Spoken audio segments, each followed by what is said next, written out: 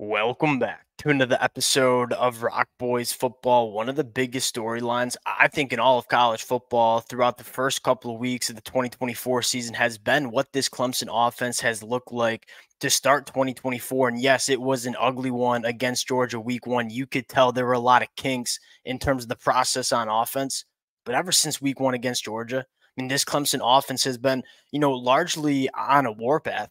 And this Clemson offense looks completely different from what we saw in 2023. And for the Clemson fans who've been rocking with the boys going back to the summer months, we talked extensively about this Clemson offense and about the reason to be optimistic that this Clemson offense figures it out going into 2024. Not only K. Klubnik going into year two as the starting quarterback, I think you get Garrett Riley getting year two in this offense. I think you have much more, for lack of better terms, difference makers at the pass catcher position and experienced offensive line. This Clemson offense on paper, at least in my opinion, was checking a lot of boxes, and we're starting to see this unit turn the corner in 2024. And why is this such a big storyline? You look at this Clemson team with this kind of offense.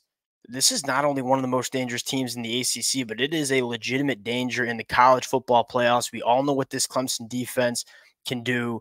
Want to get into some of the biggest changes that we've seen within this Clemson offense in the 2024 year. Fired up to get into it now. Before we get into it, as always, just want to say thank you to you guys and this Clemson team. It's been a blast talking about the amount of support y'all continue to show to the boys. Means the absolute world. If you guys do enjoy the content, consider subscribing to the channel. Much more importantly, would love for you guys to let it fly in the comment section. Thoughts, opinions on what we've seen from this Clemson offense to start the 2024 season. And without further ado, let's get into it. And I want to focus in on this Stanford game before we get into the broad remarks about this Clemson offense. This Clemson team scored 40 points, I think, with an offense that largely struggled to find its rhythm for four quarters. And I think the biggest storyline we're taking away out of this is how did Clemson manage to score 40 points when the offense probably had a quote-unquote bad day at the office. It starts with explosive plays. I mean, this is a Clemson offense that last year when it played like this is probably putting up 21 points tops, and Clemson fans are sweating one out Saturday night against Stanford at home. The biggest difference between this Clemson offense in 2024 versus 2023, it can manufacture those game-changing plays where even though this Clemson offense never really found its stride Saturday night against Stanford, it still managed to put up 40 points because it was able to hit explosive plays. He had 7 plays go for 20-plus yards. That's the secret. That's the recipe of putting up points on the board at the college football level, finding those explosive plays. Now the question is, how is Clemson so much more explosive than they were in 2023? And I think it starts with attacking the deeper third. Looking at the numbers from K. Klubnik in 2023, average depth of target was only 7 yards down the field. He only attempted 9% of his dropbacks 20-plus yards down the field. I mean, this was a Clemson offense that largely operated within 10 yards of the line of scrimmage. They didn't ask K. Klubnik to push the ball down the field. And quite frankly, they didn't really have difference makers who could go make plays down the field either. What the biggest difference is, and I think in this Clemson offense, is the willingness to attack down the field. Taking a look at K. Klubnik's numbers in 2024, that 7 yards of average depth of target now is 10.8 yards. You take a look at the percentage of throws going 20-plus yards down the field. It was 9% in 2023. It's all the way up to 18% in 2024. This Clemson offense has been super aggressive attacking the deeper third, and it's not only K. Klubnik, I think, not only throwing better football as Garrett Riley asking him to push the ball down the field more, you're having wide receivers step up in a massive way. I think it starts with the two true freshmen on the outside, Brian Wesco and TJ Moore. And Brian Wesco's averaging 34 yards per reception to start 2024. Absolute ludicrous number. TJ Moore, 17.5 yards. Very good number as well. Now you get into the film and say, why does this matter so much for Clemson? Teams have to defend this Clemson offense a little bit different from what they did last year. You take a look early in this football game against Stanford. This is the kind of look that Clemson saw all the time in 2023, right? One single high safety. We are kind of going to load the box on this Clemson offense and say, hey, we're not afraid of what you can do working vertically down the field, so we're just going to scrunch down on you. And because Clemson didn't really have an answer to push the ball vertically down the field, it was really hard to run this offense. You look at this Clemson offense in 2024, if teams want to put 7, 8 guys in the box, only leave one safety high, Clemson can make you pay. Now, you don't see TJ Moore because he's right underneath the scoreboard, but you're getting a look at TJ Moore one-on-one with the defensive back. This deep safety, no chance at getting over to TJ Moore. Take a look at those plays out. Heavy play action, drawing up the linebackers. You get your one-on-one look with this defensive back. Cade Klubnik, maybe a little bit of an underthrown ball. TJ Moore working back through it.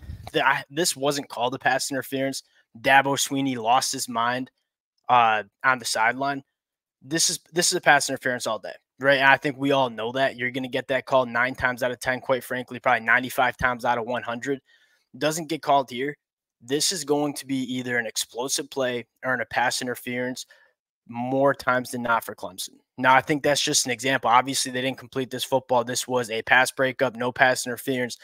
But it's the example that, hey, if you're going to do that, Clemson can make it pay. And there's a lot of examples of this going for a touchdown, but I wanted to use an example early on in the game because Stanford had to immediately start to respect what Clemson was doing, attacking the deeper third. Another really good example at the end of this football game, or late in the third quarter, I should say. Again, you look at Clemson getting a loaded box. Look at where these safeties are. They are within 8 yards of the line of scrimmage, 2nd and 10. If you want to give Clemson this look, we're going to push the ball down the field. Heavy play action, sucking in safeties, linebackers. You get your one-on-one look, and we're scoring a touchdown here. I mean, this is the difference between this Clemson offense in 2023 versus 2024, this ability to hit those kind of explosive plays. Now, the next thing I want to talk about here is what Clemson is doing in the short, intermediate aspects. Now, we said this, like, you want to be able to attack the deeper third, not only to hit explosive plays like what we just saw, but you also want to create a little bit more space for your offense to work underneath concepts. Taking a look at Cade Klubnik's numbers in the intermediate passing game, 10 to 20 yards down the field, 17 to 22, 77% completion percentage, 5 touchdowns to 0 interceptions.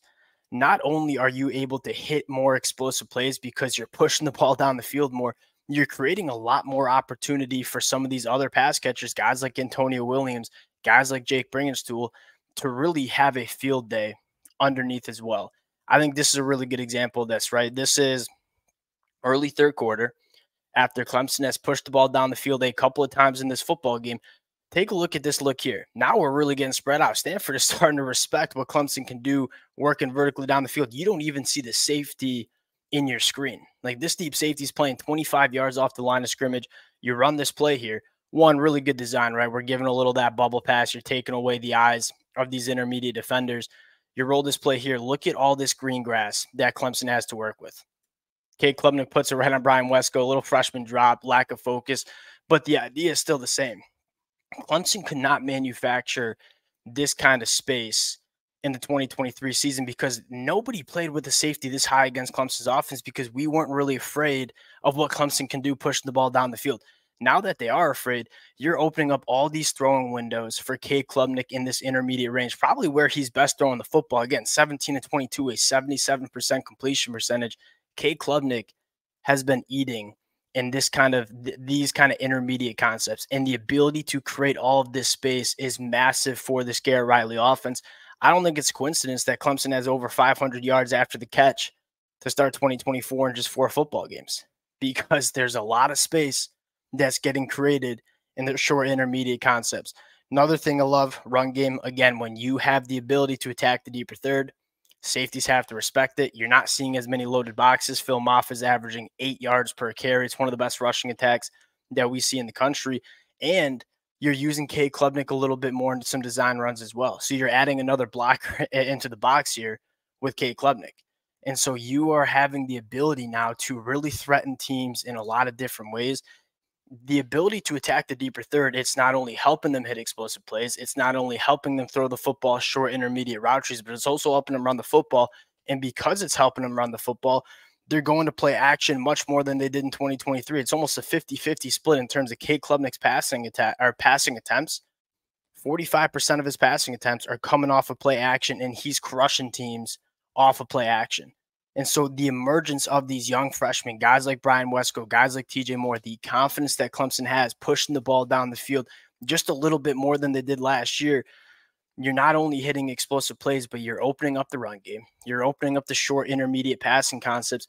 This Clemson offense was so, for lack of words, for lack of better terms, constipated in 2023. There was just no space getting created for this Clemson offense. Now you look at this offense and say, there's a ton of space. And against Stanford, you're averaging almost 7 yards per play. Against NC State, you averaged 8 yards per play. Against App State, you averaged 9.8 yards per play. This Clemson offense is becoming more efficient, but more importantly, it's becoming more explosive. And if you can get this Clemson offense to continue this kind of trend, this is what makes this Clemson team extremely dangerous to finish out 2024. You're going on the road to Tallahassee this weekend. I would expect Clemson a lot more of the same. And I would expect the defense to dominate this game against Florida State, an offense that just can't get anything going any which way.